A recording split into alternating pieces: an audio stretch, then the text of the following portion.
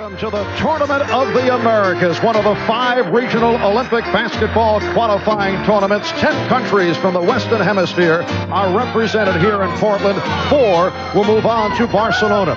It was only 2 weeks ago that fans here in Portland were rooting for their Western Conference champion Trailblazers against the Chicago Bulls in the NBA Finals. Now they are unified in support of the United States Olympic team, what may well be the best basketball team ever assembled. And here they are, moments away from their international debut.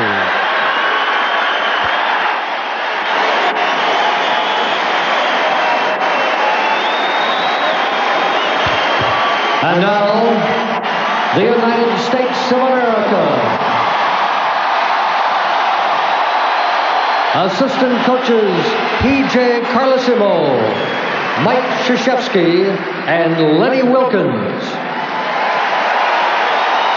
The head coach, Chuck Daley.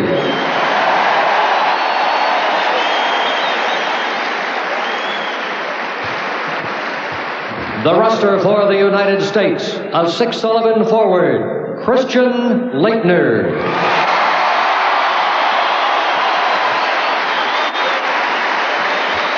A 7'1" center, David Robinson.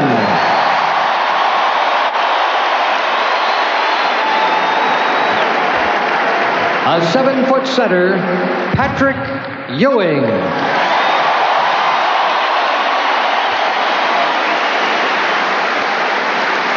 A 6'9" forward, Larry Bird.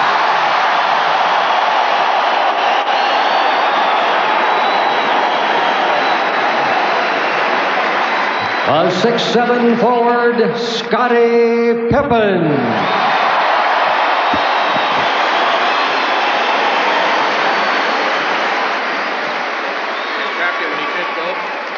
A 6'6" guard, Michael Jordan.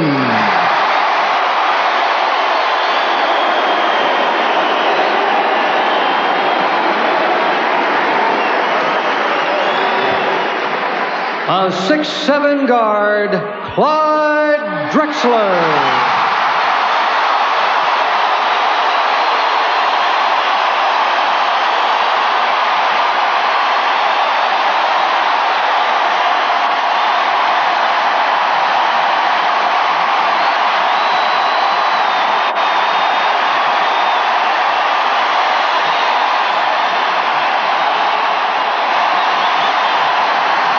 A 6'9" forward, Karl Malone.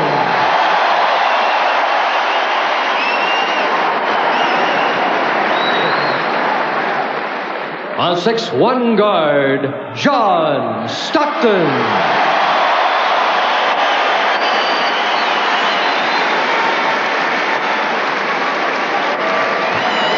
A 6'7" forward, Chris Malone.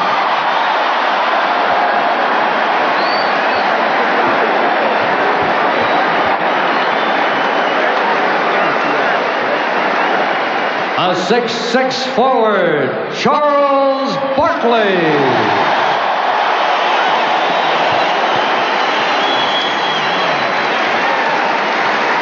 Knight is going to get out here fast. And a 6'9" guard, Irvin Magic Johnson.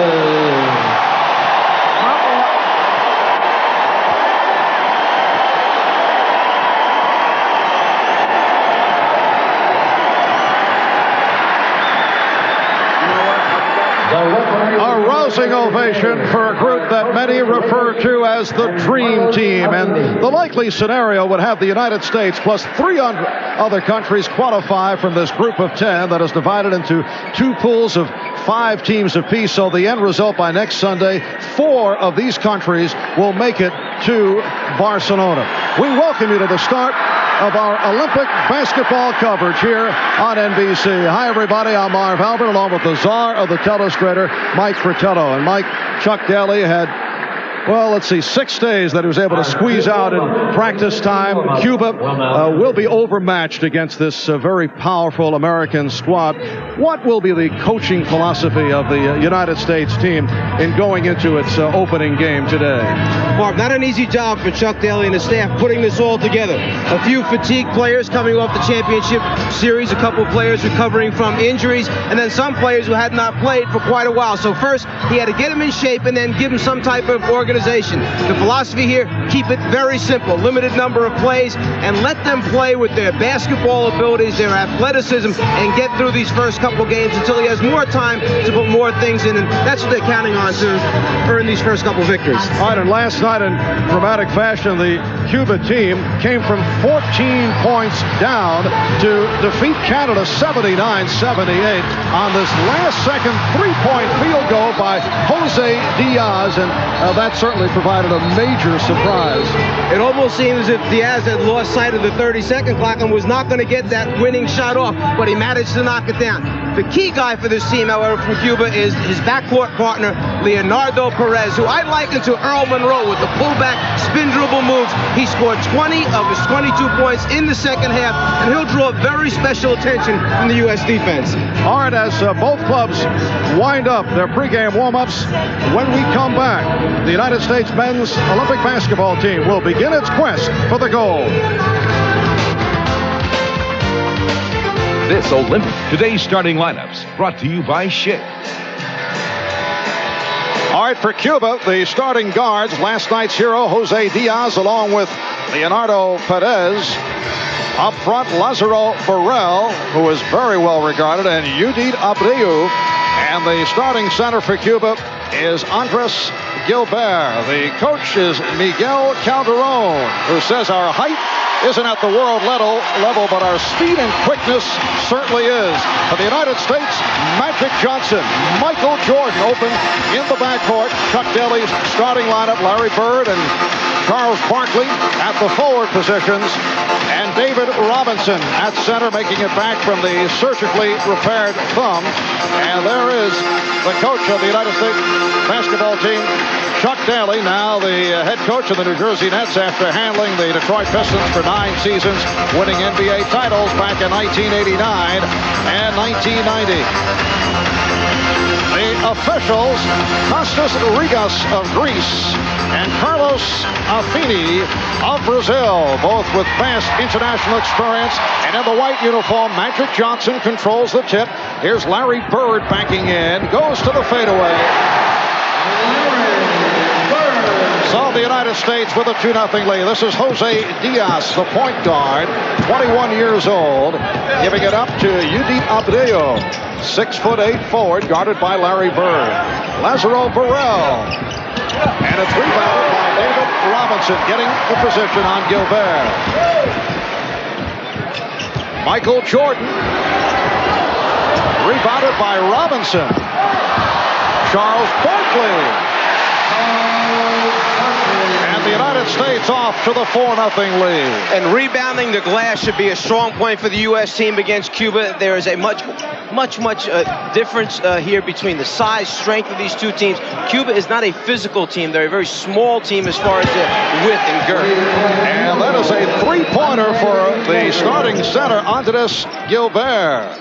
The three-point line is closer than an NBA play. Jordan trying to feed Robinson.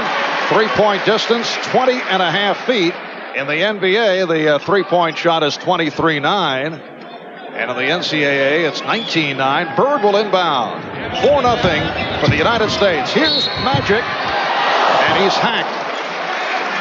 On the subject of the difference in rules under international rules as we run it down. Well, the distance from the NBA three-point line is a little bit, about 2.5, 3 feet difference from the FIBA court. There is a 30-second shot clock rather than the 24-second clock used in the NBA. Another one of the differences, when you foul, taking a three-point attempt, you receive 3 free throws rather than just 2, as in the NBA. And the court normally is slightly shorter, but here in Portland, and that this is the home of the Portland Trailblazers of the NBA, they are going with the 94-foot court in terms of length. Normally in international play under FIBA, the International Basketball Association, it will be 91 feet. Crowd wanted to travel, but the air ball was tossed by Burrell. Johnson leading the break, finds Robinson. Magic Johnson, who sees the whole floor, knew he had a guy on the right, a guy on the left. He hangs in the air long enough to reward his big man, David Robinson, running the floor. And that was one of the things that Robinson mentioned to us yesterday, the fact that these people know how to get you the ball and where and when to do it. Gilbert putting the move on, took the push from Robinson.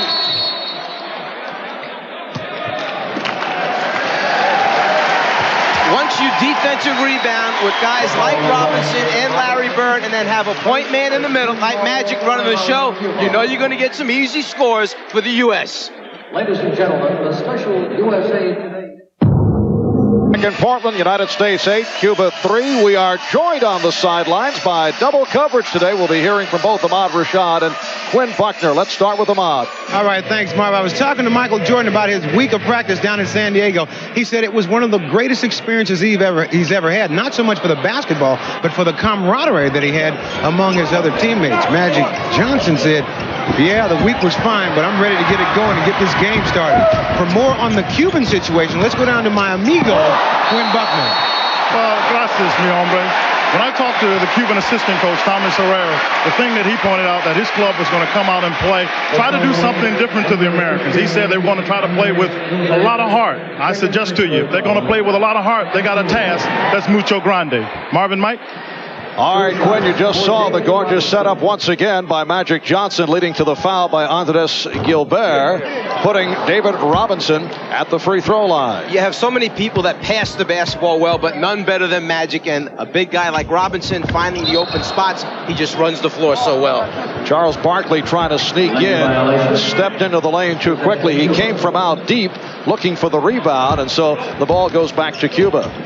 For Perez right now, he is facing a defensive player named Michael Jordan, who happens to be the best defensive guard in the NBA. Well, Michael wants to get down and stop. You get no easy shots, and so far Perez understands that. Diaz trying the three. Cubans have been hoisting three-pointers. Here's Barkley. Larry Bird with the outlet, and Barkley was hit on the reach in. Larry Bird on the defensive boards right now is a man possessed. I mean, he is going after every defensive rebound, spreading bodies, and then he just outlets the ball about a 45-foot hook pass to Barkley on the move. Perhaps a little traveling music for Charles, but he was hit on the reach in by Perez. Charles Barkley telling us earlier how much he enjoyed the week of practice, getting on everybody's case. He has emerged as the team comedian, and we'll be hearing from Charles a bit later on. He has been serious, though, about his basketball. That is now Charles Barkley of the Phoenix Suns. This is Perez, guarded by Jordan. Abreu, being played by Bird. Diaz, yes, Jose Diaz, who has been on Cuba's national team the last 2 years. He hit the three-pointer in the final seconds last night to come up with that victory over Canada. USA with a 10-5 lead. That won't count. And the foul is called against Cuba. It's on Perez. That's his second. Chuck Daley and the staff have had an opportunity to put very few set plays in. They have 2 or 3 from the half-court offense, a couple options in the transition, and they know who their go-to guys are, and each of these players has the ability one-on-one to get a basket. Now Cuba to the offense, led by Perez, throws the three up, and rebounded by Jordan.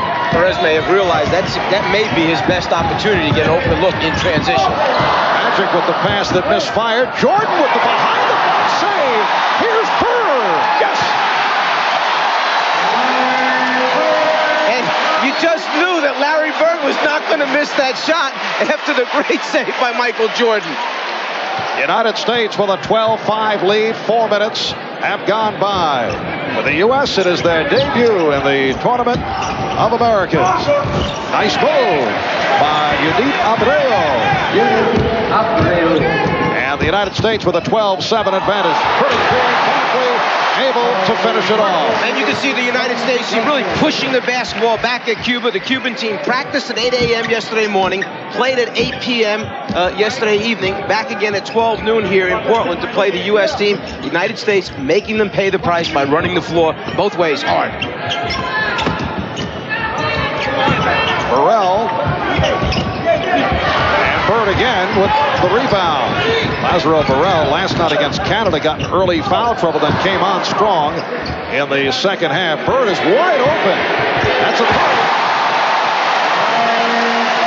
That's a shot, as other international competition will certainly learn. You just cannot give that to, I would say, most of the members of the U.S. squad, but particularly Larry Bird. That's a short-range three for Bird.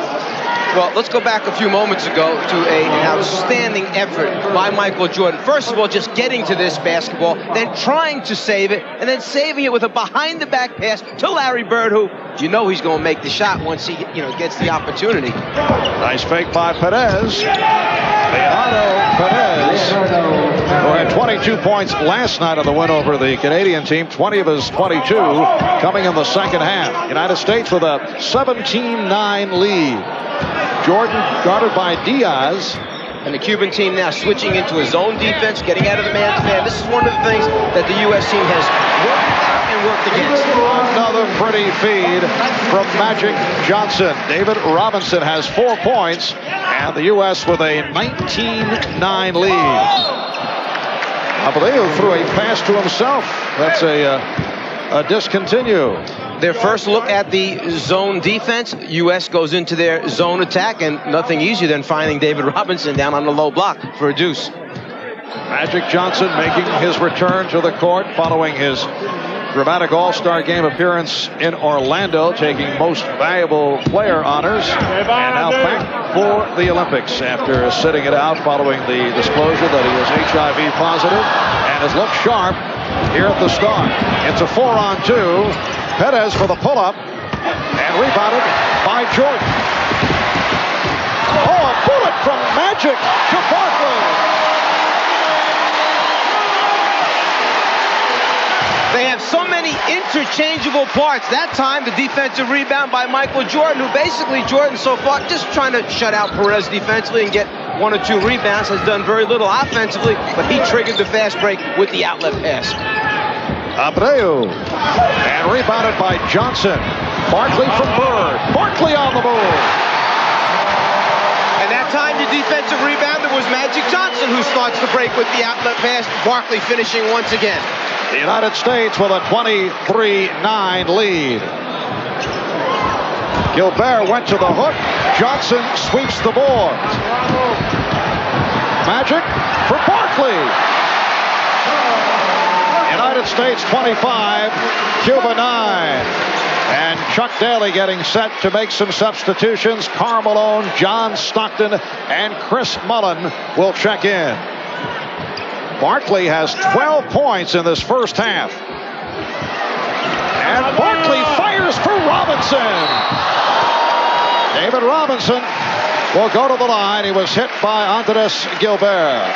Well, Magic Johnson can either make it a spectacular pass with a cross-court diagonal look to Charles Barkley with the dunk for a finish, or he can make it very simple. Keep the ball as long as possible to the last second, make the defense commit, and then just drop it off for another deuce. It counts the same on the scoreboard either way. And the crowd reacts to the play of the starting unit. Stockton, Mullen, and Pippen have checked in. Malone will enter in a moment. David Robinson to the foul line. With that starting unit for the United States team, you have so much flexibility because Larry Bird, as we know, is a great defensive rebounder. We know Robinson runs the floor so well, so Chuck Daley can let Robinson take off and be the first big man down the floor, let Jordan and Barkley fill the lanes on the outside, and then you got Bird, a great three-point shooter, trailing at the end, so it gives you all kinds of options to do offensively in transition. And Cuba has also made wholesale changes. Barkley remaining on the floor. He's the high man with 12 points. Angel Caballero with the ball now, being guarded by Scottie Pippen. Ball fumbled by Richard Matienzo. Mullen got a piece of it. Caballero trying to save it. And he's fouled by Pippen. And now Clyde Drexler to the scorer's table, and he will hear it as he enters.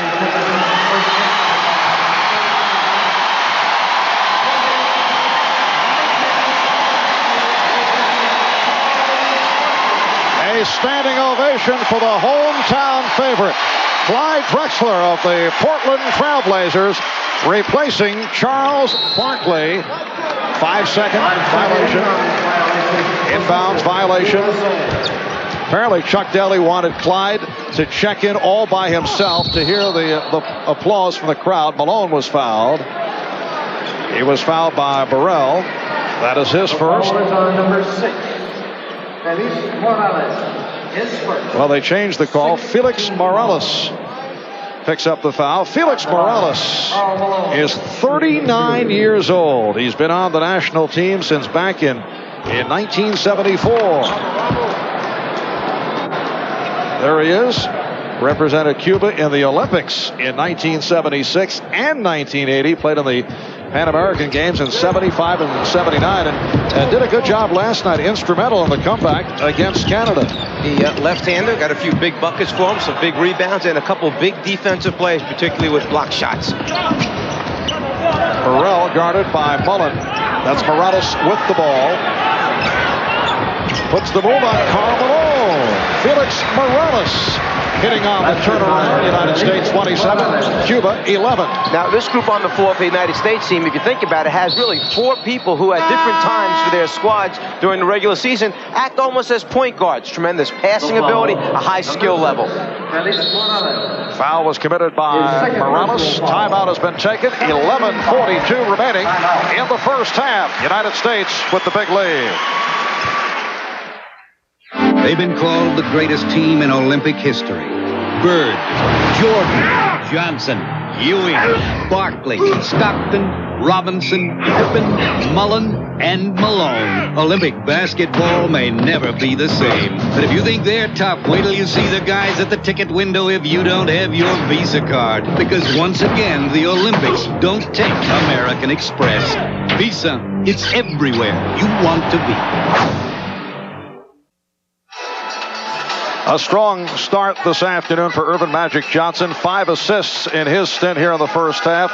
Even his teammates were curious to see his condition after Magic sat out this entire season. That's a subject we discussed with him. I wanted to check me out, and that was fine because I like that. I love the pressure of coming in and letting everybody see where I was, and I think they were kind of surprised at the shape I was in and that I could still do the things that I'm used to doing.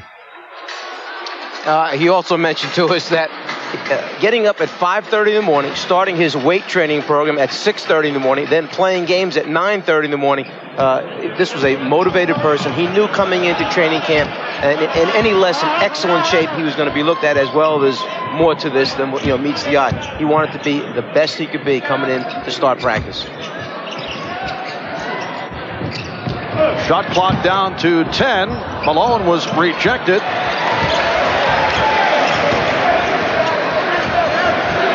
Mullen for 3.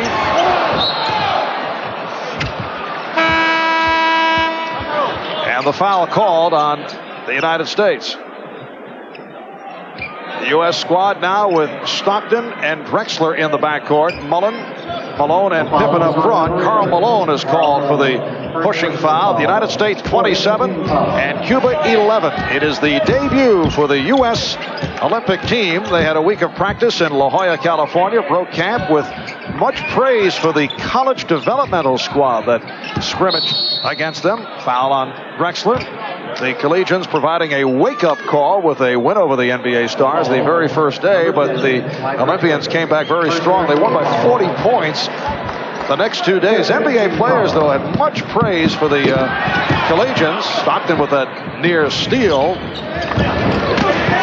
air ball handled by Malone. And here's Pippen on a 3-on-1, finding Stockton off to Drexler. Yes, and it counts.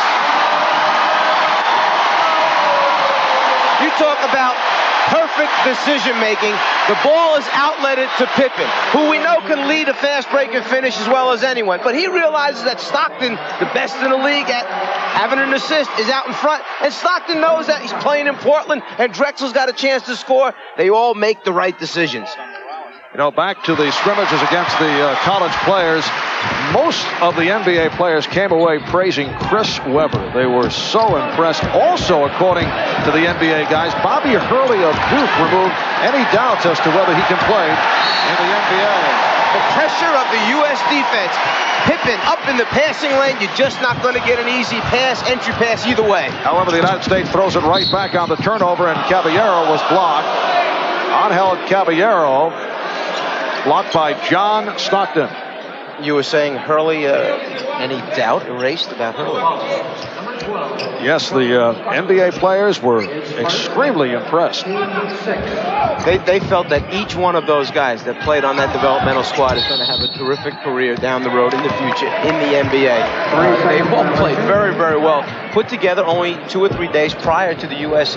team coming in. They had worked, practiced, and prepared the things that Chuck Daley and his staff asked them to be ready with. Zone defense, 3-point shots especially. United States with possession following a 3-second violation. Karl Malone with his first field goal. United States with a 32-11 lead. And due to the injury to Patrick Ewing, Karl Malone is actually playing the center position for the second unit of the United States team, with Pippen and Mullen playing the forward spots. Malone diving for it, but knocked it out of bounds, and Karl hears it from the crowd. There's Patrick Ewing, who suffered a dislocated thumb, jamming his right thumb against the rim during practice this past week. Went up for a shot that was blocked by Malone. The thumb will remain in a splint. He'll miss at least the first 3 games of this tournament. Forced shot thrown up by Machadel, and last touched by the United States. Even if Ewing misses the entire tournament, it's expected that he'll be ready for Barcelona. Machadel with a 3-point field goal. Alberto Machadel, 28-year-old backcourt man, a member of the national team in Cuba since back in 1983.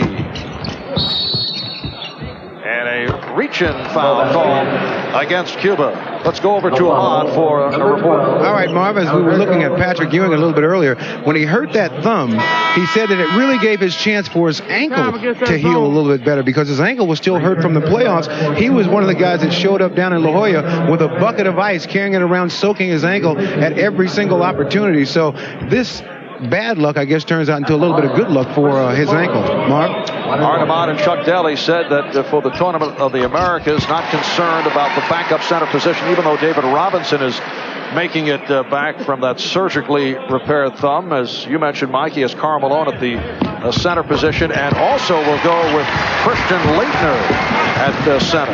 And Laettner has really played very, very well in the practices for the United States team. First of all, you don't realize that he's taller than you might think he is. He's a very big player, and Minnesota got themselves an outstanding prospect in Laettner. Christian Laettner, number 1 draft pick, 3rd selection overall of the Minnesota Timberwolves. Mullen deflected it out. And you see right at the start the unselfish play here by the United States team. Earlier in the week during practice, they were actually guilty of overpassing, trying so hard to do the right thing. This is Perez, who made his return. Fast break, Drexler by himself. United States 36 and Cuba 14, just under 9 minutes left in the first half. Well, I think Scottie Pippen said it best. He said there is nothing for us to prove individually on this team. The only thing for us to do is win a gold medal and do it collectively as a team. And there's no question that's what they're setting out to do. Share the basketball. Mullen, yes. Chris Mullen of the Golden State Warriors able to finish off the break 38-14. The United States on top. Morales guarded by Malone.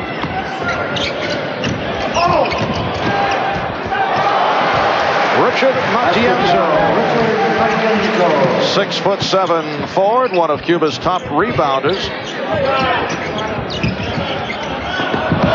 Stockton with the look away, finding Pippen. United States 40 and Cuba 16. A couple times Cuba has tried to change defenses, go from man-to-man over to the zone and zone back to man-to-man, but when you catch him in between, that's what's going to happen with the Stockton out there. Juan Caballero. And the United States leads 40-18. Mullen for three, yes. Chris Mullen, a member of the 1984 gold medal winning team in Los Angeles, has had the hot hand. He now has 7 points. Again, the understanding. Drexel with the open shot, a short three-pointer, instead gives it up to Mullen, a better perimeter shooter. And it's Richard Matienzo. United States 43 and Cuba 20. United States right back to the court here tomorrow night. They will play Canada. Tuesday they go up against Panama. Here's Malone, and he is fouled. If you see the United States team moving the basketball, that comes from practice. In practice, Chuck Daley yesterday would yell out the number of passes they had to throw against the zone defense before he expected a shot to go up. And with runners like Drexler getting out in front, points will come easy for the United States. Today's Ronald McDonald's Children's Charity Spotlight falls on Larry Bird. To recognize Larry's work with youth in his community, Ronald McDonald's Children's Charities will donate $5,000 to the Boys Club of Terre Haute, Indiana. 7:04 to go first half. Commanding lead for the United States. For Michael Jordan, low-key first half has not scored. Michael's so accustomed to being the star, the focal point. Now he's one of 12 standouts. And I talked to him about that. I accept that. I want to be just a part of the team. I want to be just one of the boys. I don't want to stand above none of these other guys. I just want to be on the same level with these guys. So I'm not looking at myself to be the guy to carry or the focal point of this team. I just want to fit right in with the other 11 guys and be a part of the team. Michael coming off another storybook season, winning his 3rd Most Valuable Player award, taking MVP honors in the NBA Finals once again. And he a key member and captain of that 1984 gold medal winning team for the U.S. in Los Angeles. And before Larry Bird and Magic Johnson were named captains of this team by Chuck Daley, he went to Michael Jordan, sat with Michael and talked to him about that selection. And Michael had mentioned to Chuck, look, I've had my opportunity to do that. It's no problem for me to step back. These guys have been around the NBA longer than I have. The respect factor there from Michael towards Larry and Magic, just tremendous. So it's not a problem for Mike. He understands what winning's about. And Chuck Daley did not want to slight Michael Jordan by naming Larry Bird, Magic Johnson, the co-captains. Michael said he had no problem with it. Interesting that Chuck was sensitive to Michael on this. Then again, the thought of having to coach against him for another few years might have told him it was the smart thing to do. Stockton on the break, finding Pippen, and it's a charging foul. Scottie Pippen is called for the personal, and he is shaken up.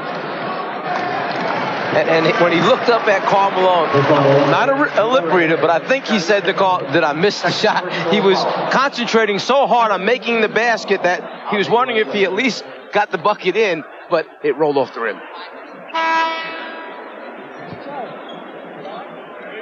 Substitution for the Cuban team. Lazaro Negrin about to check in.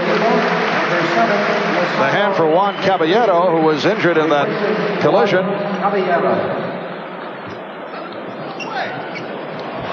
Caballero involved in the collision with Scottie Pippen. Chuck Daley can't believe that an offensive foul was called that time. The ball goes back to the United States. 6:40 remaining in this first half. United States leading by the score 45-20. Marv Albert, Mike Fratello, Ahmad Rashad, Quinn Buckner from the Coliseum in Portland. Stockton with an open three. And back comes Cuba in the red and white. Rojas. Eliezer Rojas. USA with a 45-22 advantage. Karl Malone is now operating at center. Pippen able to save it at the timeline. Malone off a double team. And Pippen able to get to it. Knocked out of bounds by Caballero. You know, the biggest decision for John Stockton is which player do I want to pick out that's most open. Once he puts it on the floor and dribble penetrates, he's got 2 or 3 people open each time. Drexler penetrating, yes, and it counts. That time, Stockton found Drexler. Well, if you're going to play a zone, the idea is to try and force the teams to shoot from the outside. But when you let dribble penetration like this take place, then you're really not accomplishing very much defensively. The foul on Felix Morales, and that is his 4th personal. Drexler with another 3-point play. The United States 48 and Cuba 22. Cuba finished 4th in the Pan American Games last summer. They are the youngest team in this tournament. The United States, incidentally, is the 2nd oldest behind Brazil. The U.S. average age is 29. Stockton called for the foul. That's his 2nd. And Richard Matienzo checks back in for Cuba, replacing Felix Morales. So Morales departs after collecting his 4th foul. And now the starting unit for the U.S. about to check back in. How'd you like to be Miguel Calderon, the Cuban coach? You're down 48-22, and now you look at the starters along with Christian Laettner, who will come on for the first time. Well, let's talk about the coach for a second. He was appointed just 8 months ago, took this team on a tour of the U.S., 0-11 against our collegiate teams, but they played some very good ones, Michigan State, UNLV. Timeout called. We'll be back in a moment. Well, this past week, Magic Johnson, Michael Jordan, Larry Bird all posed for a future cover shot for Newsweek magazine. Now, this is the scene that took place at the shoot. You can't get too close to Michael. It's a foul. You haven't committed a foul in almost a year and a half, man. How can you talk? My goodness. I don't think you ever fouled out of a game. When do you ever foul out of a game? When you talk to each of these players, the number one thing they mention is the fact that, yeah, the basketball's been great. They've been working hard, but it's the camaraderie that's developed between this group. And some of them are just getting to really know some of these other guys on a personal level for the first time because they're isolated so much during the course of the regular season that they're able to share some personal time, which they really appreciate and enjoy. Magic Johnson telling us earlier he didn't realize that Patrick Ewing had such a sense of humor because whenever he sees him on the court, he has that the look, the game face. And a pushing foul is called as Laettner received the ball along the baseline. Rojas called for the foul. Now, I have not personally heard any of Patrick's one-liners, but Magic assures me they're knee slappers. How would you like to be a not yet rookie in the NBA, almost there, and you get your first assignment on the floor, and the coach tells you, okay, go out there with Michael Jordan, Magic Johnson, Charles Barkley, and Larry Bird, and be the 5th guy on that unit. Not bad, huh? Laettner has reacted well. He's been very well liked over the course of the week of practice. Christian, man who helped lead Duke to 2 straight NCAA championships, the College Player of the Year, and getting his first minutes of the game. United States with a 50-22 lead. Jose Diaz with the step. And Laettner goes down. It's kept alive by Rojas. And he turns it over. Let's go over to Ahmad. All right, Marv, I was talking to Michael Jordan about Christian Laettner. He said not only does this guy have tremendous range as a shooter, but also a tough mental set. And he also feels that Christian is a very knowledgeable basketball player, having played at Duke. He said that's what's going to take him a long way in the NBA, his knowledge of the game. The Cubans back to the offense. Matienzo was hacked. If you're wondering why the Cuban team is able to ball fake and get inside the U.S. defense as often as they have, a couple reasons. One, the United States understands that they have the shot blocking ability to change or block shots close to the rim. Secondly, Chuck Daley has placed such an emphasis on getting out and guarding the three-point line that as soon as the ball comes up above the shoulder and it's a look at the rim, our guys are running down people to make them put it on the floor. First appearance at the free throw line for Cuba. Coming up at halftime, the Kraft halftime report with Bob Costas, and Bob will visit with the mailman Carl Malone to talk about the dream team. Bird shaking off the three. Jordan from downtown. Barkley missed on the tip. Also at halftime, we'll catch you up on the Olympic qualifying tournament in Europe. Coming up on 4 minutes remaining in this first half, and the United States leading by the count of 50-24. Leitner from Johnson. Yes, and it counts. Another assist from Magic Johnson.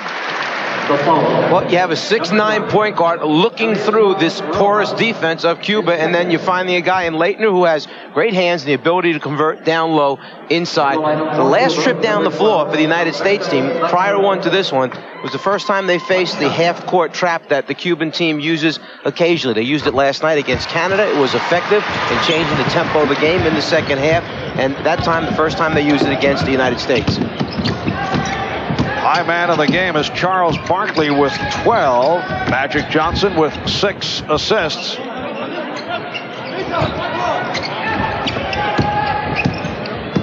Macadel, guarded by Jordan. This is Rojas, played by Barkley. Shot clock at 5. Here's Diaz for 3. And Leitner off the boards. Leitner. On the follow. Defense is contagious. I have not seen Charles Barkley get down and defend this well and this hard over a sustained period of time in quite a few years, to be honest with you. But when you're around other people working that hard, it happens. Well, Diaz trying to go behind the back, trying to split through, and he's called for the traveling violation.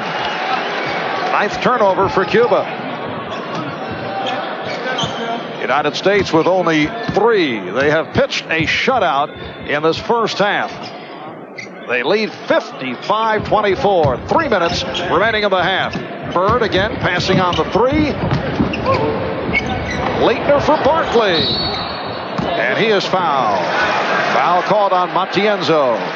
That last time, Christian Leitner normally would have taken that shot from the deep right-hand corner. He was wide open. There wasn't a defender within 7 or 8 feet, but that's the sharing the basketball attitude that this team has right now. He gives it up to another U.S. player hoping for a better shot. They wind up with Barkley down low in the paint, now going to the free throw line. Charles Barkley, you'll recall, was cut during the Olympic trials back in 1984, a team coached by Bobby Knight, but Charles says the trials actually gave him a chance to play his way into the top 5 of the draft.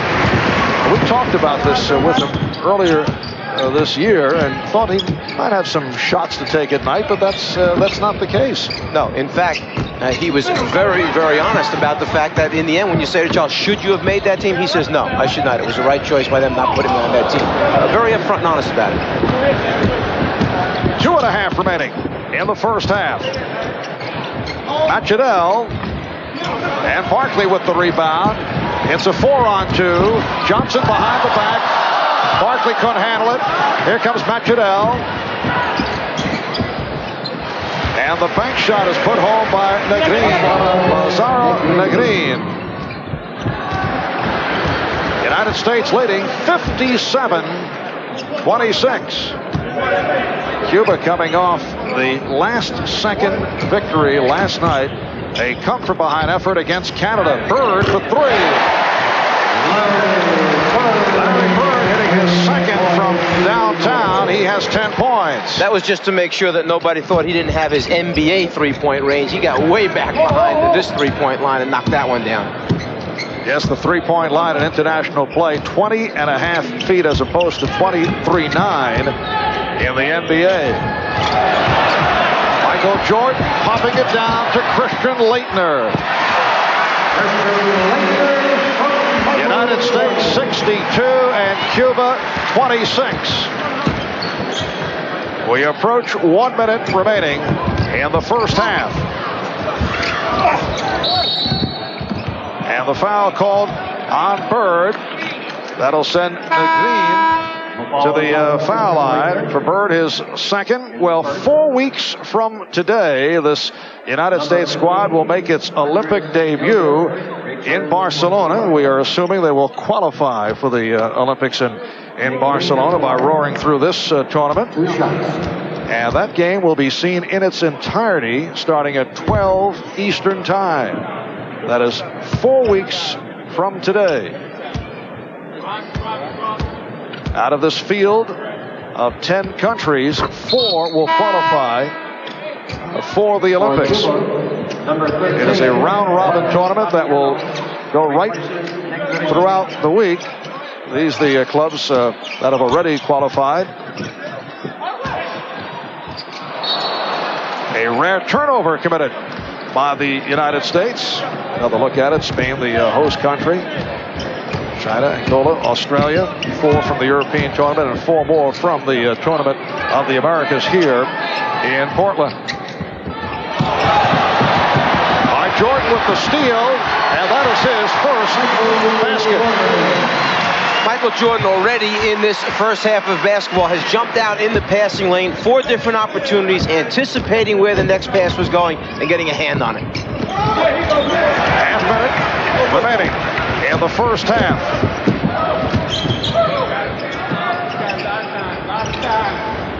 Leitner for Barkley.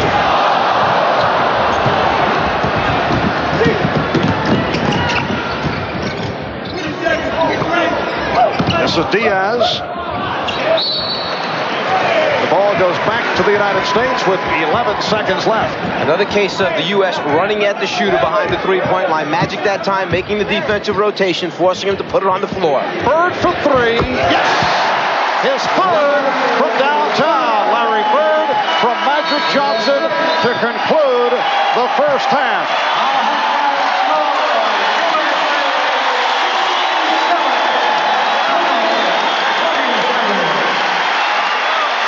So Chuck Daley heads back to the locker room with the United States in its opening game in command to the tune of 67-27 at halftime. Coming up, Bob Costas, and Bob will be visiting with Karl Malone.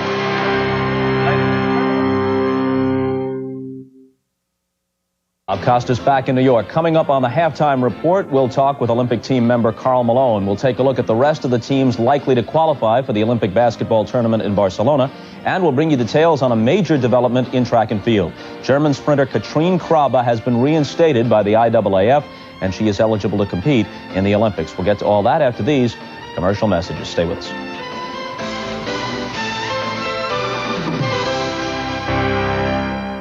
This is the Kraft Halftime Report, brought to you by Kraft. Kraft proudly sets the USA basketball training table.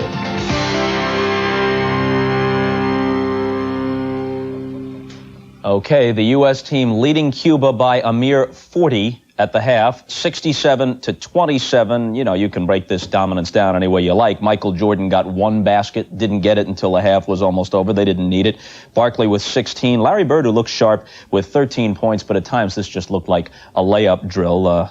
Cuba is completely overmatched, 67-27, and it begins to become clear, if it wasn't already, that the question throughout, even though Cuba is only a pretty good team by international standards, and there is stiffer competition down the line waiting for the Americans, the real question simply is how much will they win by, how dominant will they be, and they might as well mint the gold medals already.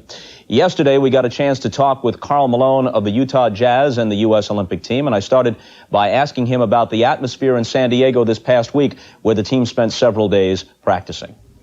Well, the atmosphere the first couple of days, we was, I think, overpassing and trying to be really too unselfish, Bob. But the last 3 or 4 days, after we got the wake-up calls from the development squad beating us, it's been night and day. Everybody's believing in each other now and doing the job.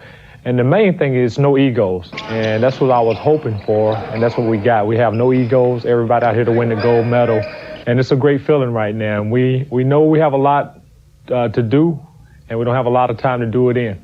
Have you had a chance to look at any of the other teams? Canada, Panama, Cuba, Argentina are in Pool A along with the United States. What's your assessment of the quality of play you see from the other teams? Well, the main thing is we haven't did a lot of time on watching tapes, and I've never been one to watch tape. If Coach Daley wants us to, I will do that. But my thing is, it's not those guys, it's us. And I feel when we get our whole team together like we are now in the direction we're headed in, it don't really matter about what another team do. It's what the dream team do, and that's what we're going to go out to do. Bob, we're in this thing now to win it, and it's serious. And I think people need to realize that this is serious to this team, and we're approaching every game just like we want to beat everybody by 30 points. What happened with the Patrick Ewing injury? Apparently he got his hand caught up in the rim, and you were contesting a play. How did it happen? Well, I went up when Patrick went up to dunk the ball. You know, it was like on a break, and I went up and you know, sort of got a piece of the ball, and it looked like his hand sort of slipped and hit the side of the rim. You know, I don't have any knives or anything on my fingers, so I didn't do it. But it's one of those things that you hate to see an injury like that to anybody. And now it's other guys have to step it up a notch and sort of fill in the middle until Patrick come back. But Patrick, he's like that. He'll be back. That injury won't keep him out long. Suppose you guys not only don't win the Olympic gold, but don't get out of the Tournament of the Americas. Will any of you come back to the NBA next year, or will you have to live in exile on another continent? Okay, Bob, we would have to live in exile in another country, and I'll move my little family, but we're not even thinking like that. We're winning it. We're not even thinking along those lines. And no reason to, apparently. He said, as you saw a moment ago, that they're looking to win every game by 30 points or whatever. At halftime, and remember, we're talking about a 20-minute half, they're up by 40 over Cuba, 67-27. When we come back, we'll take a look at the Olympic qualifying in Europe. That's after a message from Kraft and a word from the NBA.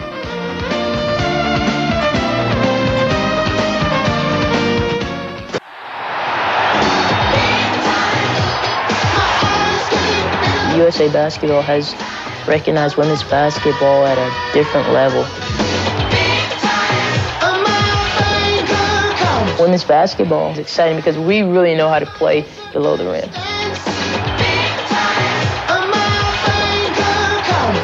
For women's basketball, this is it. This is the top.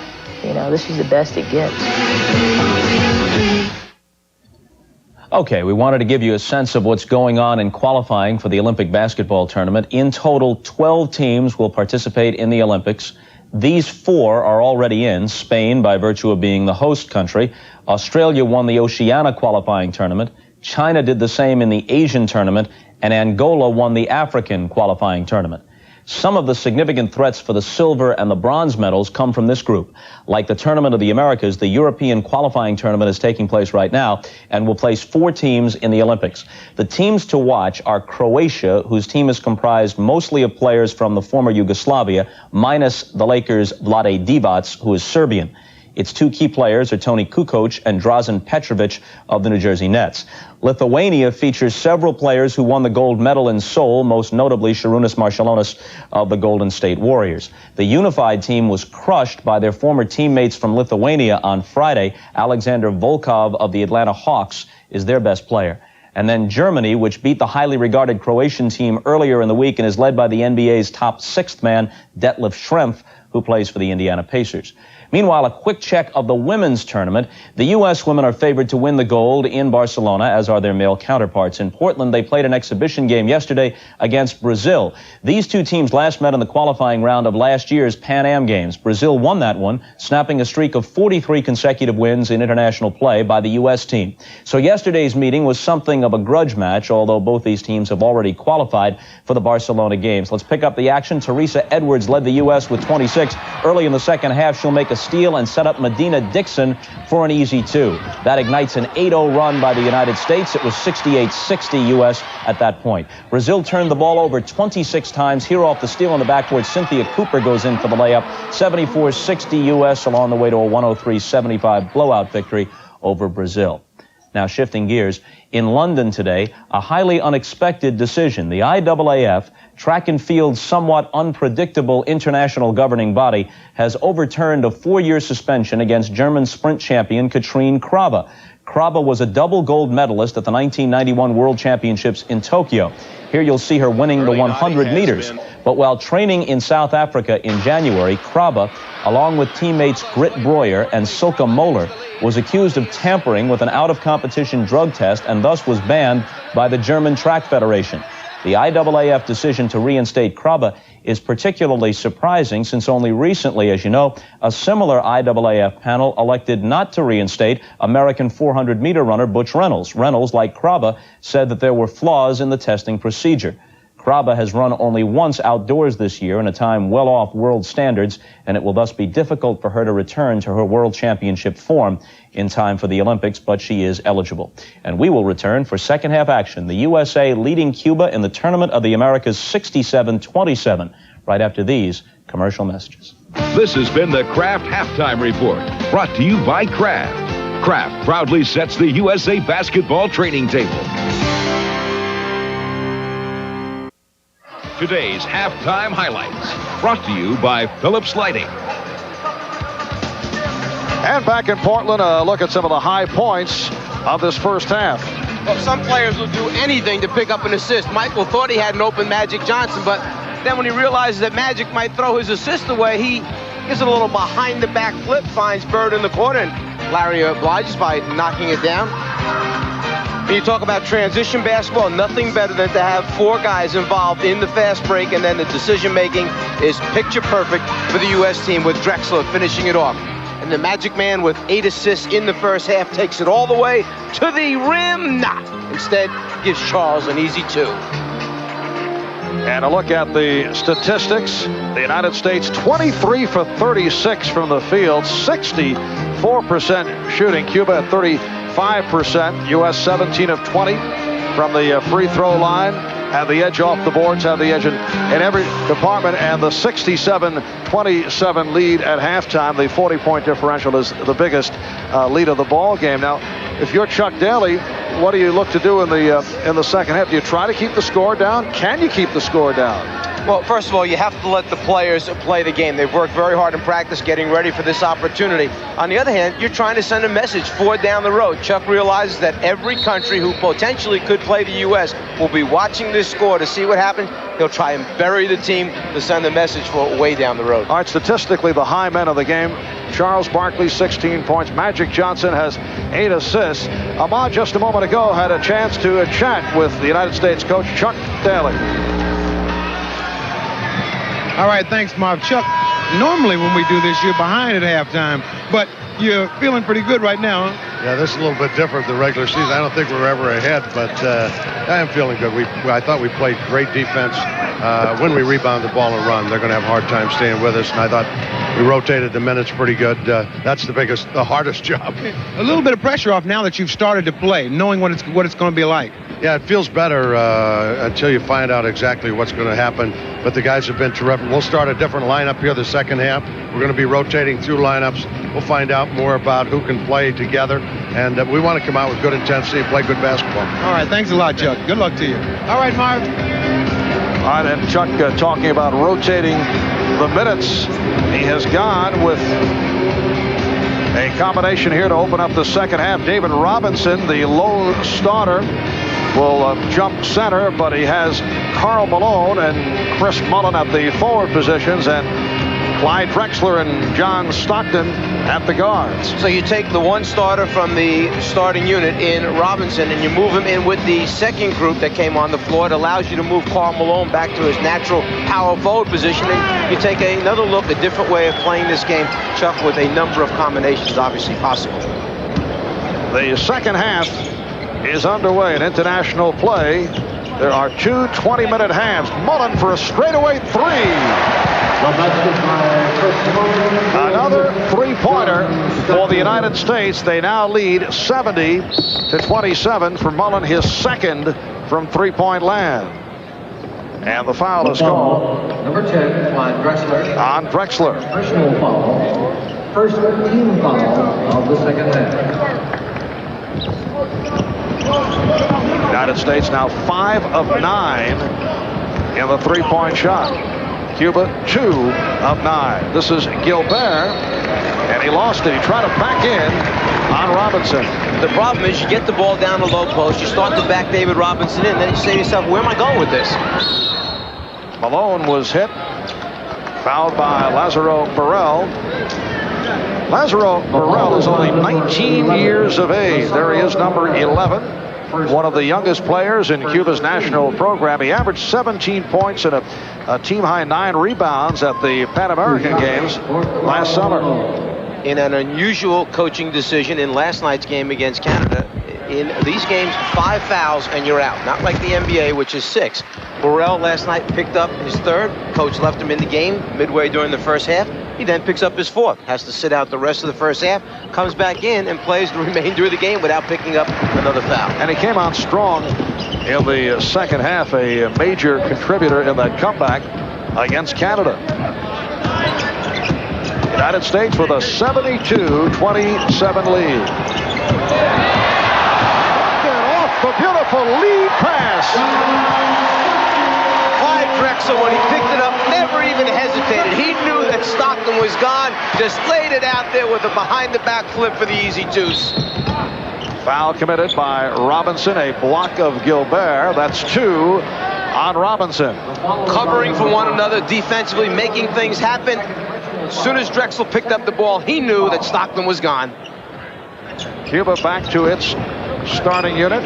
Burrell and Abreu up front. Gilbert the center. Diaz and Perez at the guards. Gilbert not able to hit. Rebounded by Robinson. Drexler for 3. And back comes Abreu. Here's Perez. Leonardo Perez, Cuba's best all-around scorer. He averaged 21 points at the Pan American Games last summer. Only 2 of 5 to this point this afternoon.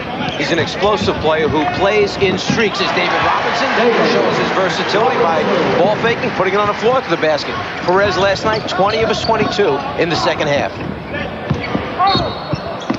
Last touched by Robinson.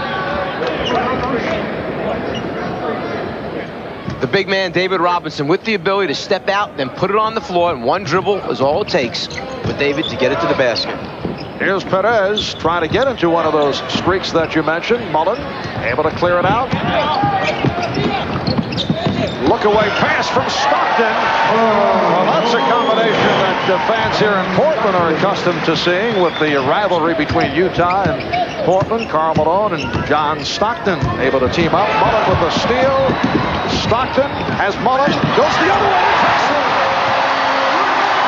Clyde was trailing the play, and Stockton set him up perfectly. John Stockton, man who led the league in assists and steals, leading the NBA in assists for 5 straight years, averaged just under 14 assists per game. Abreu with the bucket, and the United States now leads 80-32. 3 minutes have gone by in the second half. Marv Albert, along with the czar of the telestrator, Mike Fratello, Ahmad Rashad, and Quinn Buckner from Portland. The U.S. men's Olympic basketball team making its debut here today. Shot clock down to 5. Robinson will go to the line. Let's go back a moment ago for the United States team, the transition game. Stockton knows his big man, his partner, Karl Malone, the mailman, is going to be running down the middle of the floor hard, so he's always looking for him. And then when you think he's going right, instead he goes left to Clyde for the finish. Foul was committed by Gilbert. That is his 4th. And David Robinson having his difficulties at the free throw line. Well, in talking to David yesterday, we mentioned the conditioning factor and then the surgery on the thumb, how much of an effect. He said, well, it's not 100% right now. He said, but it's healed well enough that I can still run the floor and block shots to help in those ways. Nice backdoor feed. Abreu not able to hit.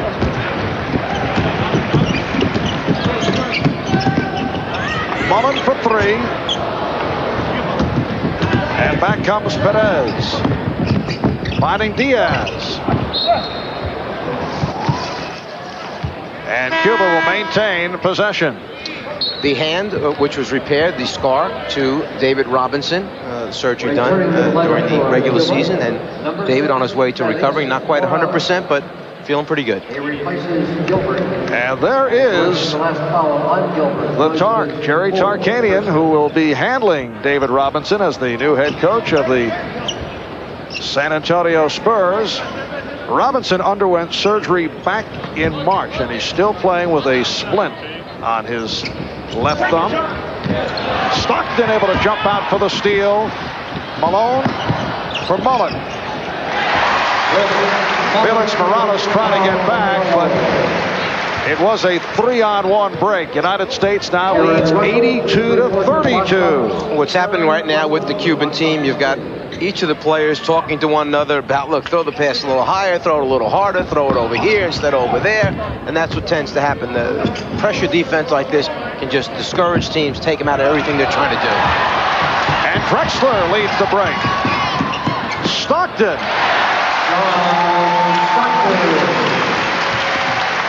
Now, Mike, during the course of this week at the Tournament of Americas, we will see stronger teams than Cuba. Cuba did come up with a surprise last night. Last-second victory on the three-pointer by Diaz to beat Canada by 1 point. United States will go up against Canada here tomorrow night. But is this the pattern we're going to see? Will it be all blowouts for the so-called dream team of the United States? There's no question, Mark, that this team is far superior to the other teams as far as the basketball abilities of the players. But you mentioned that there are stronger teams. The Brazil team is very big, very strong, a very experienced international team. Puerto Rico as well feels that they play well against the U.S. players. Timeout has been called. We'll be back after these messages. United States with an 84-32 lead over Cuba. That's the time remaining. The only concern of Chuck Daley as he approaches this tournament, the distribution of minutes to make sure that everyone is happy. You take a look at the average minutes per game of this all-star studded squad during the course of the regular season. First of all, the NBA game is 48 minutes long. Here they play two 20-minute halves, a 40-minute game. Each of these players on the U.S. team has been the focal point of their respective teams, so they're called upon to play the majority of the minutes for the team to be successful. Here, with a shorter game and with the talent that this U.S. team has, it'll be interesting to see how the minutes are split up. It probably will wind up in many of the games almost right down the middle with approximately 20 minutes per player. Particularly in this tournament with the prospect of a host of blowouts to come. David Robinson now 3 of 6 from the free throw line. We went back to the archives to check this out. The biggest point differential ever for the United States in Olympic play, 72-point spread back in 1956. The U.S. defeating Thailand 101-29. A United States team that included Clyde Drexler. So Clyde has 12 points. Back in '88, U.S. walloping Egypt by a pretty good margin. That 56 team included Bill Russell and K.C. Jones. Perez.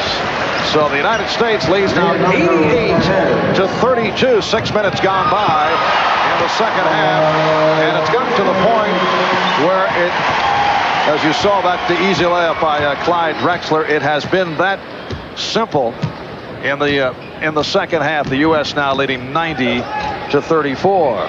When this USA, another turnover taking place, when this USA team comes out and applies the defensive pressure, it can break the spirit of a lot of basketball teams because it's going to have the ability to score so many points in just short, quick spurts. The United States with 31 points, cashing in on turnovers. Cuba with only 2. Perez and Robinson able to control off the boards. Again, the U.S. on a break. Stockton, Malone. It counts, and the foul.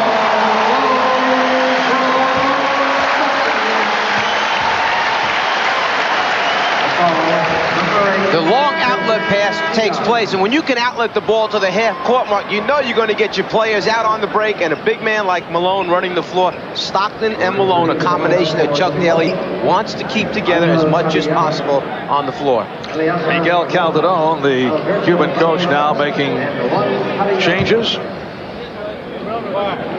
Massive substitutions. Miguel Calderon played for the Cuban national team. He was a member of the squad that upset the United States in its opening game of the 1971 Pan American Games in Colombia, South America. There is Miguel. That loss prevented the United States from gaining the medal round, while Cuba earned the bronze that year. This is his first international coaching experience. Took over the coaching duties only 8 months ago. That basket will not count.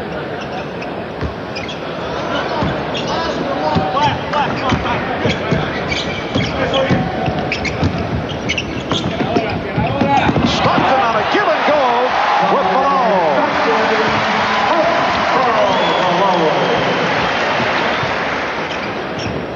8 points, 10 assists for John Stockton. Magic Johnson with 8 assists. And Malone with the rebound, fires down. Here's Drexler for Robinson.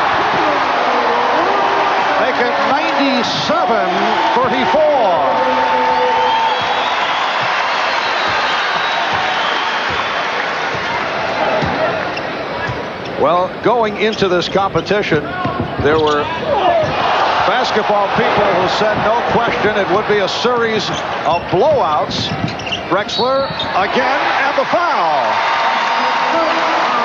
But I don't know if the severity of this type of blowout was expected, because I think if you went over to the Cuban bench and asked Coach Miguel Calderon, would you like to stop this right now, I think he would say yes.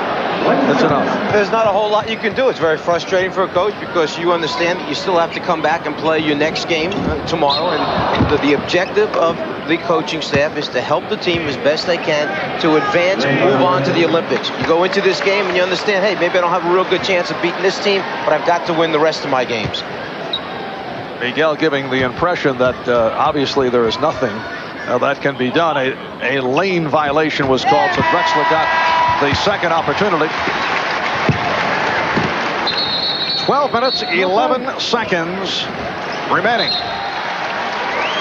And the United States with a 100-34 lead. The Cuban team with the thought that a timeout was called, and that led the United States team to head back to their bench.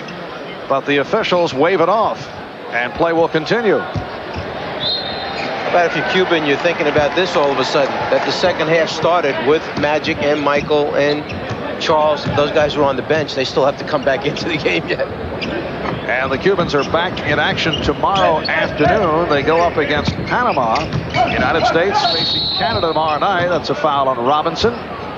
Got a piece of Alberto Machadel. Number 5, David Robinson. David Robinson called for his third, and now a timeout is indicated. 11:57 remaining in the game.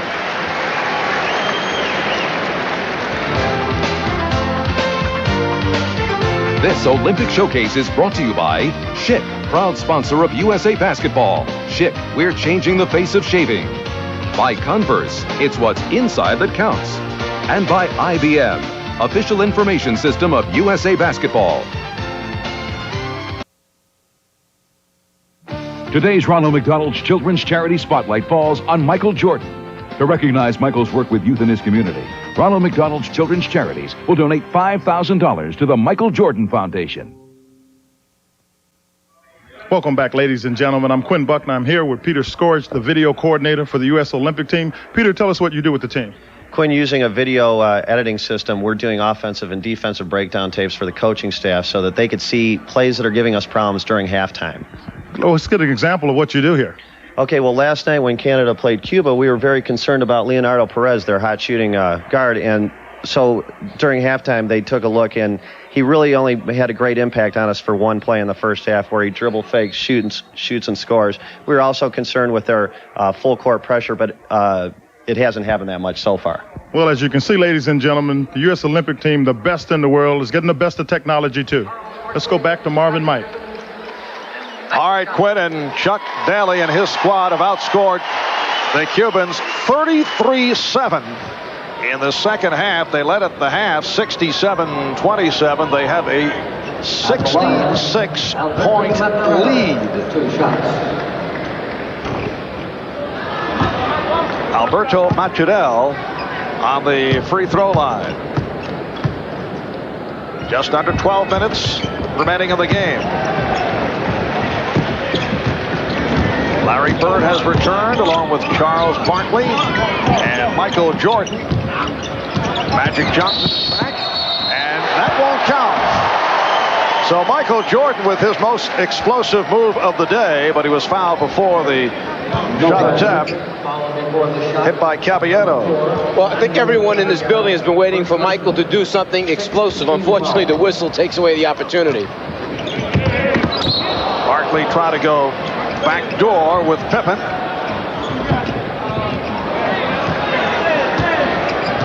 In watching Cuba get wiped out here by the United States, it might be difficult to fathom, but if you have a club that would be more competitive, what would the coaching strategy be to try and pull an upset against this United States squad? Mike, if you're coaching the other club, what do you do? Well, first I make some big trades if it's possible. Try and find some guys hanging out that can play. But you try to control tempo as best you can. Perhaps changing defenses, hoping to use some more time off the clock when the U.S. has the basketball by giving them one look, then changing to another, maybe changing back. The next thing, offensively, milk the clock. Take the 30-second shot clock, run it down as low as possible, and hope for a very high shooting percentage evening so that you're knocking all your shots down, putting pressure back on the U.S. team. But looking down the road, two teams that should be very competitive teams, the Croatian team and Lithuania, both of those teams like to get out and run. So it's not their style to really, run the shot clock down. Juan Caballero, the brother of Angel Caballero, called for the foul, and the steal by Angel Caballero. Jordan behind him. United States up by the score of 100-37. Oddly, the last time the U.S. played a major international basketball game, the opponent was Cuba. That was last August the 17th, as you see Jordan draw the foul when the United States beat the Cubans 93-74 to win the bronze medal.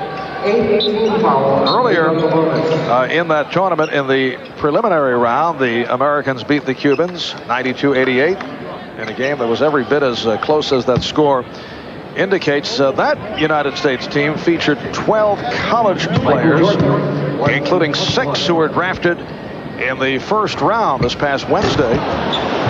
Christian Laettner, Jimmy Jackson, Walt Williams, Clarence Weatherspoon, Adam Keefe, Tracy Murray, all on that squad.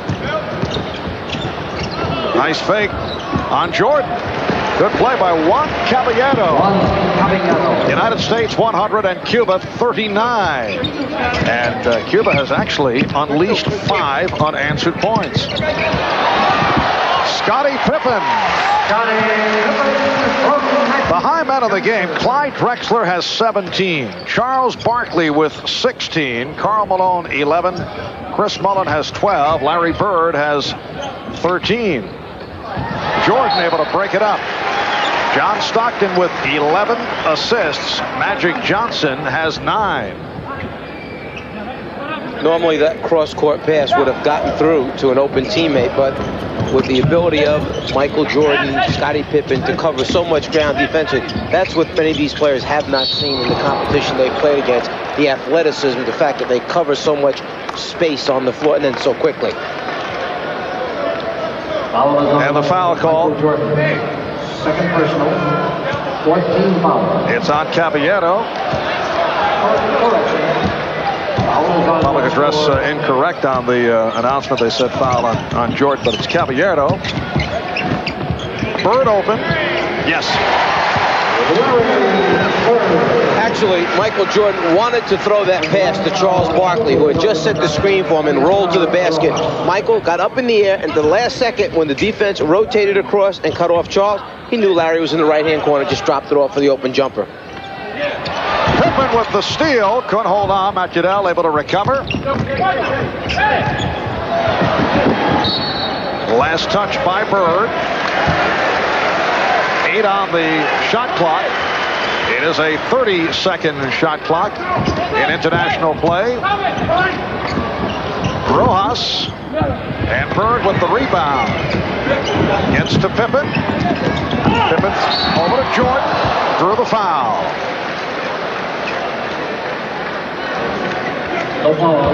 Number 12, Alberto. Scotty understands that Michael will be there. All he's got to do is lay it on the floor. Michael will catch up and then protect with the body when trying to concentrate on the shot.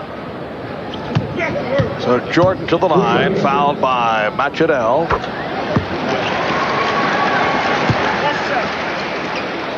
Well, 6 players have been able to win an NCAA title, an NBA championship, and a college championship. The 6 including a fellow by the name of Quinn Buckner. Nice setup.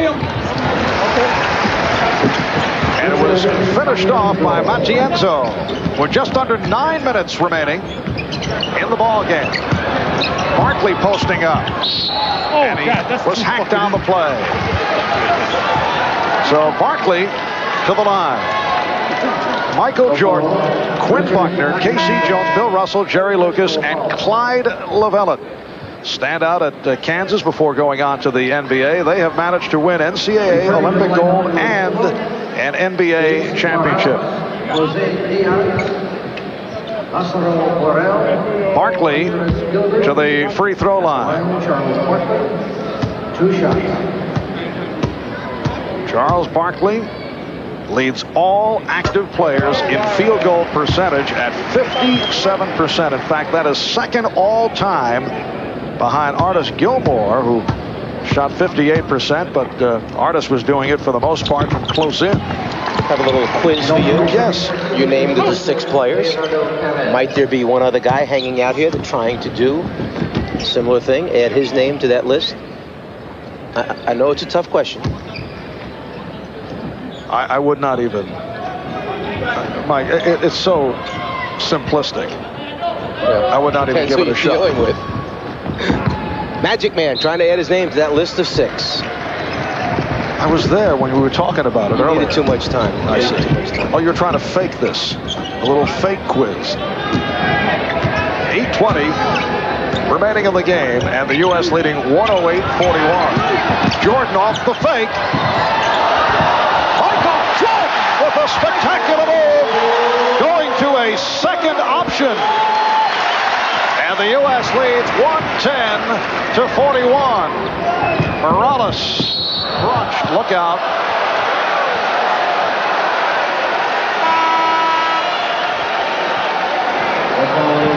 Well, Michael was determined to make something happen here to get their crowd a little bit more involved than they've been. So how about a little double clutch, pull it away from the defensive man and kiss it off the rim and backboard. Jordan with the pullback, the concentration, elude the defense, and knock it down.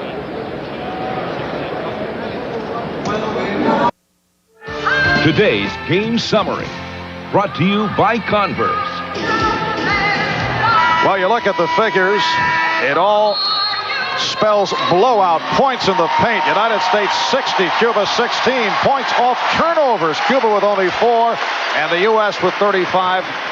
And bench scoring, USA 57 and Cuba 25. The United States with a 110-41 throttling of Cuba. Let's go over to Ahmad Rashad. All right, thanks, Marv. I am here with one of the greatest players of all time, Jerry West. And Jerry, in 1960, you guys dominated in the Olympics, beating all your opponents by an average of 40 points. I think this team may outdo that. Well, I think so, and particularly with a collection of talent. But not only that, when you have talent like this, talent's willing to play together, and I think it's very evident out here. Many times they almost pass up the shot they should normally take, but it's fun to watch them play, and I think this is going to be great, not only for basketball worldwide, but I think the NBA fans would love to see something like this, and that's why everyone's so excited about this team. And that's why we're here watching too, isn't we? Well, we've been asleep for a while now. Jerry, thanks a lot. Back to you, Marv. All right, about Jerry West, the general manager of the Los Angeles Lakers. 7.5 remaining in the game, and the United States with a 110-43 lead. And the U.S. showing a little zone defense right here, working on some of the things that Chuck was able to put in practice yesterday for the first time. A U.S. zone defense. He had to put it in because he had to work against it. Leonardo Perez hitting a three-pointer. Magic Johnson able to come right back. Easy penetration for the Magic Man. United States leading 112-46. Cuba back to the starting backcourt of Jose Diaz and Leonardo Perez. United States using a little 1-2-2, 3-2 flat zone. Oh, behind the back feed. Pippen takes from Jordan.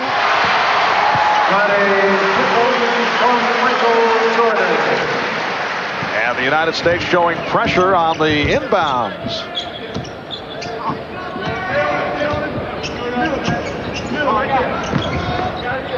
Gilbert being hounded by Barkley. And Barkley out of the pack. Barkley all the way. Drew the foul. Charles to the line. We'll go to Quinn Buckner. All right, thanks, Marv. I'm here with JoJo White. And JoJo, you played on the 1968 Olympic team, but I got to ask you, have you ever seen a group that plays as well together as this group? Quinn, this is awesome. It's almost embarrassing. You look at the score. It's really exciting for the fans to see this magnitude of talent all together to perform for the United States. So it's kind of incredible, and we're seeing history in the making. What is the thing that sticks out the most about this team to you? Well, I think the guys themselves are excited about representing their country, and for the first time we ever had our pro team pitted against the other country's pros. So it's very, very exciting. I don't really see any competition at all. Well, I tend to agree with you. I want to thank you, JoJo. Back to you, Marvin. All right, Quinn, JoJo White, one-time Boston Celtics star, standout at Kansas, and Olympic gold medal winner. It's his first. Foul committed by Barkley. Indeed, Abreu checks back in, replacing Lazaro Burrell. The only Cuban player in double figures, Leonardo Perez, with 10 points. The high man for the United States, Charles Barkley, with 20. And 39-year-old Felix Morales on the free throw line. The United States now with a front line of Larry Bird, Charles Barkley, Scottie Pippen, Michael Jordan, Magic Johnson in the backcourt. Last touch by Pippen. Just under 6 minutes remaining in the game. The Tournament of the Americas beginning yesterday here in Portland. 4 games taking place. Overall, the top 4 teams will advance to the Olympics in Barcelona. Magic trying to hit Barkley. And back comes Gilbert. Bird with the steal. Pippen from Barkley. Preceded by the look away from Bird. Well, I guess they've decided that it's a little bit of showtime right now for the U.S. team. Making the extra passes, Jerry West mentioned a few moments ago, sometimes overpassing the basketball, but having fun doing it. And Larry Bird has certainly enjoyed the afternoon. He's hit 6 of 7 from the field. He has 15 points. Bird has hit 3 from three-point range. Scottie Pippen to the foul line. Two-time All-Star, one of the NBA's most versatile players, man who has redefined the small forward position. Chuck Daley telling everybody how impressed he has been with Scottie Pippen. Not that he did not realize that Scottie is a terrific player, but as you know, Mike, when you see guys firsthand in practice, sometimes you get a better appreciation of the all-around skills. A much greater appreciation when you're with them every day in practice and you see how hard they come to play in a meaningless situation. Practice, other than conditioning and getting this stuff down. But Chuck, a big fan of Scottie Pippen. Felix Morales showing us the left-hand pop. The United States leading 118-49. They led 67-27 at halftime. Bird from Pippen. This is all just playing right now. The structure part of it is gone. They're playing smart basketball, freedom to move on their own and play in the half-court offense. That time, a little back pick and then move to the basket wide open and then the look and pass, the conversion factor. Well, Perez showing that shooting touch that we talked about earlier. That's a three-pointer, his third of the game. He now has 13. Another three attempted. Here's Barkley. Barkley over Morales, who could just shake his head afterwards.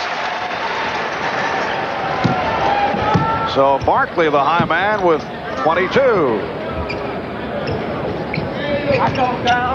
Substitutions about to be made. A new 5 entering for the United States. Bird trying to keep it alive.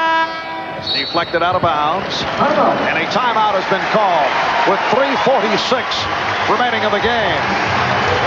When someone at 6'5" picks up the ball, you don't expect he's going to take it and dunk it over the top of you, but Sir Charles certainly can.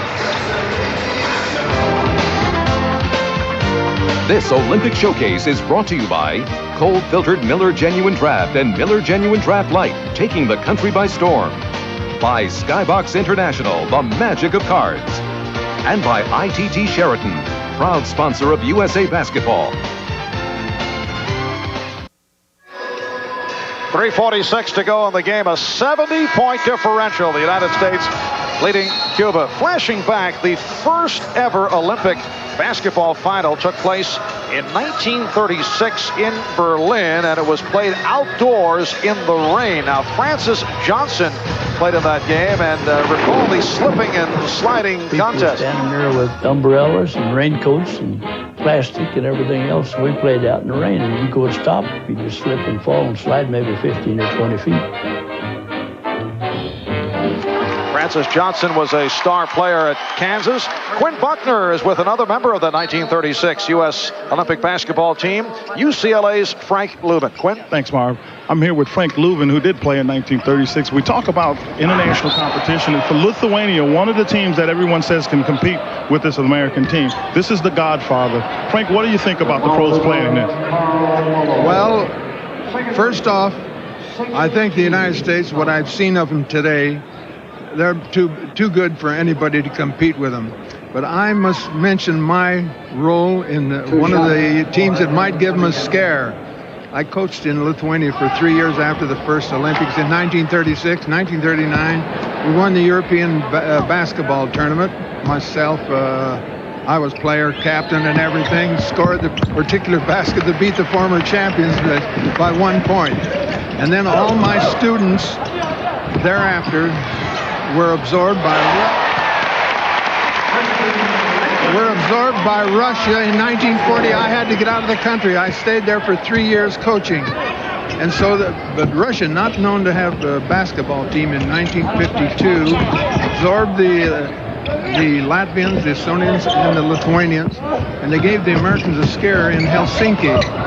They gave them the score was by 11 points. They lost to the United States. And going on in history, a lot of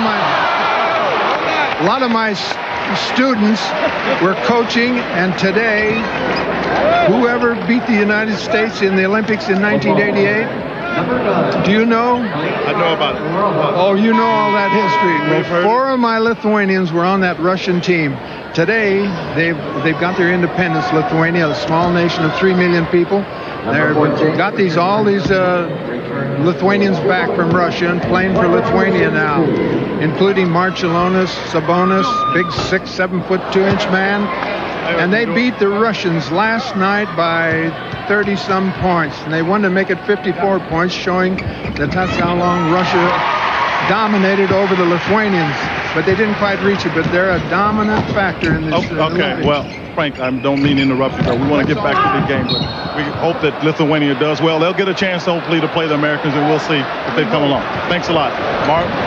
I didn't realize that Frank Lubin had joined our broadcast team, Mike. Quinn and Frank going for their own special. Yes. Well, that magic is not available. Maybe Frank wants to join us here at the NBC microphone. Frank, a star in UCLA and a member of that 36 U.S. Olympic basketball team, a host of the Olympians in for a gala dinner here in Portland on Friday night. 2:35 remaining in the game. Nice follow by Caballero. Stockton getting down. I was all set to give Frank the close. He could have taken us right off the air. Machadel being guarded by Stockton.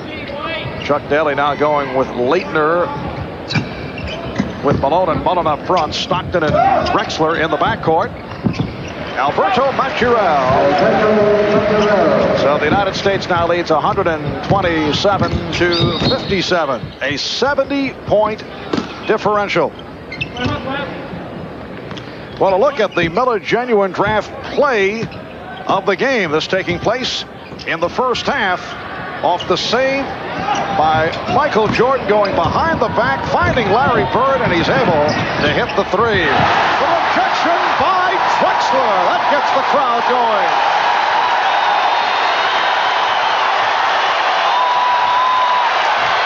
Clyde kind of likes the defensive aspect of the game, sending it back into the stands.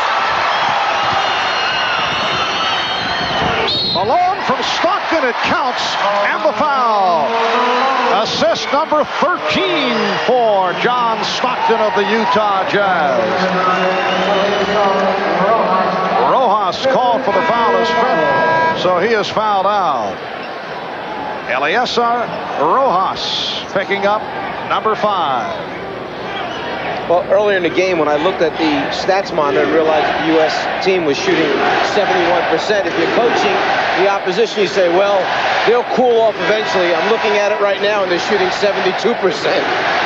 And it's been a combination of outside shooting and many easy opportunities allowed to penetrate right throughout. Size and strength, not even a matchup with the Cuban team against the U.S. front line. A 72-point lead. We mentioned earlier the biggest win ever for the United States in Olympic competition was a 72-point margin over Thailand, 101-29. That was back in 1956. The United States team led by Bill Russell and Casey Jones, and this is now a 73-point lead for the United States as we wind it down. Caballero on the back dribble setting up against Drexler. Machadel and Nagrin over Mullen. Leitner able to get to it. Stockton from Mullen. Stockton saving it. Here's Mullen, and he's bottled up. Stockton on the recovery. Malone is fouled, and the crowd enjoyed the ball movement on that sequence. You wonder how they know where the next guy is, but it's that court sense, the awareness of the entire floor. And then when you're trying to make a great save, you just lay it out there and you hope that your teammate continues to run hard and gets to that spot. And that's what's happened a number of times with the U.S. players. And then just before Karl Malone went up to try and make the layup, he delivered a little physicalness to Abreu in the form of a left elbow to his chest.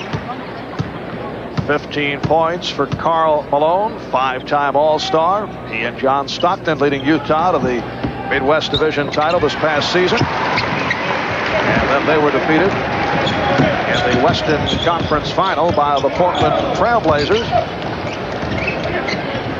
Here's Caballero. Abreu able to keep it alive. Machadel just got a piece of the glass. Stockton ahead of the field. 134 to 57. Half minute remaining. Tomorrow night, the United States goes up against Canada here in Portland. While tomorrow afternoon, Cuba will face Panama. The chant of USA from this crowd of 12,000 plus at the Memorial Coliseum. 10 seconds to go. The Green putting the move on Malone. Malone with the rebound. And that will wrap it. Drexler with a count. Yes, it does.